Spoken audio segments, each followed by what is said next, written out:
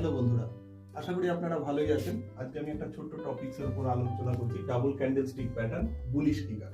কোনো চার্ট প্যাটার্নের down trend formation হলে তার বটমে যদি একটা বিয়ারিশ বড় ক্যান্ডেল তৈরি হয়, তার পরবর্তী ক্যান্ডেলটা যদি একটা গ্যাপ আপ ক্যান্ডেল তৈরি হয়, গ্রিন ক্যান্ডেল, সেক্ষেত্রে আমাদের এই ক্যান্ডেলের উপরে যে ক্যান্ডেলটি ক্লোজ দেবে সেটা আমরা কনফার্মেশন ক্যান্ডেল হিসেবে ধরে নেবো বাই সাইডে যাওয়ার জন্য। তার পরবর্তী ক্যান্ডেলটা রেড হোক গ্রিন হোক দেখার দরকার নেই, আমরা বাই এন্ট্রি নিয়ে নেবো। এক্ষেত্রে আমাদের আরেকটা জিনিস মাথায় রাখতে হবে যে এখানে ভলিউমের ইনক্রিজ হচ্ছে কিনা। সিমিলার ওয়েতে চার্টের টপে এই একইভাবে যদি একটা বুলিশ ক্যান্ডেল তৈরি হয়ে গ্যাপ ডাউন পরবর্তী ক্যান্ডেলটা হয় এবং তার নিচে যে ক্যান্ডেলটা ক্লোজ দেবে সেটা কনফার্মেশন ক্যান্ডেল এবং তার নিচের ক্যান্ডেলটা আমরা সেল সাইডে এন্ট্রি নেব। একইভাবে আমাদের ভলিউমটাও দেখতে হবে ইনক্রিজ হচ্ছে কিনা। এইভাবে আমরা বুলিশ কিকার এবং বিয়ারিশ কিকার ফরমেশনটা আইডেন্টিফাই করতে পারবো। ধন্যবাদ।